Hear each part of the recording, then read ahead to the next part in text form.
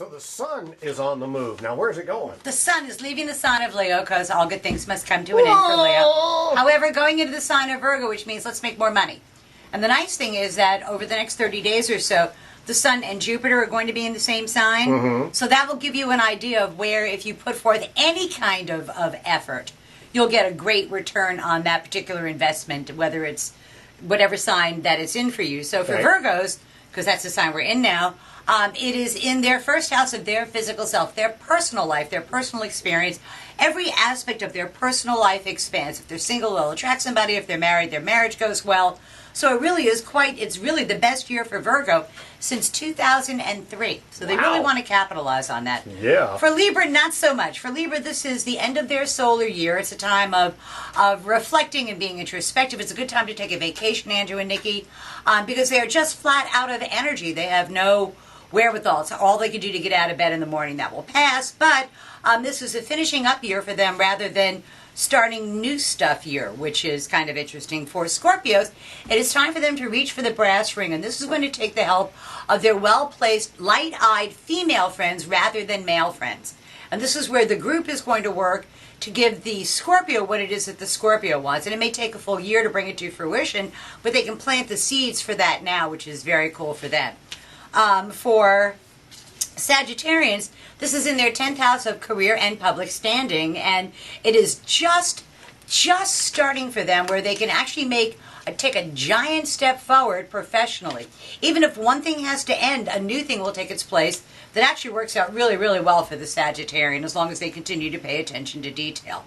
For Capricorn, it's in the 9th house of the law. Legal matters, educational matters, all go very well for them. Schooling goes very well. Capricorns have their best year learning something new that they can then apply professionally in their career. And the law's on their side, so law's on your side, you want to go ahead and use it. For Aquarians, it's about other people's resources. It's about maximizing an existing resource rather than looking for a new resource. It's taking one of the ones you already have, maybe even a partner's resource, and capitalizing on that. And also, money falls out of the sky on them from unearned income rather than earned income, which I think they should pick up the tab, is what that tells me. For Pisces, it's in their 7th house of partners. They are going to be solidifying their partnerships, their relationships, their intimate one-to-one relationships. But not only that, they are going to be in the professional spotlight for one reason or another. And so they need to put on a really good show because people are going to be judging their performance. For Aries, this is an interesting time for them. It's in their 6th house of work. It's a time for Aries to pay attention to the job that they do, the specifics of the job, not the profession, but the specific details of doing the job will become much more clear to them. And some obstacle that has been in their way over the last 30 days or so, this obstacle that has been in their way gets out of their way, and they have a much clearer career path, which is always a very cool thing. Mm-hmm. For Tauruses, they just want to have fun. This is a time, it's a very creative time for Taurus. It's a very fertile time for Taurus. It's a good time for Taurus to do things that are close to their heart rather than something esoteric. It's close to their heart, something that they really can fall in love with is a project that they'll be beginning. So, and if they're single, it'll also attract somebody.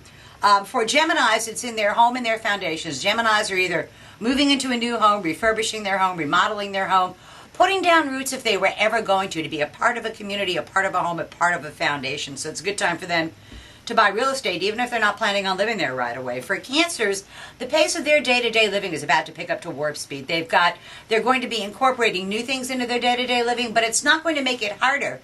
It's actually going to make it easier because they'll have to be more responsive to things. They'll have to act a lot quicker.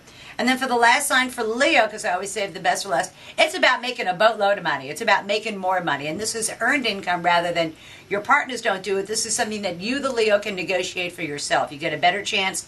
It's your best opportunity to make money in 12 years. Ooh. So you really want to go ahead, and it probably doesn't really start until September. You'll do the background information on it now, but come September and October, your turn to pick up the tab for things. So there you go. That's tomorrow's news today with the sun going into the sign of Virgo. Sounded pretty good. We'll see you next week. Always a pleasure.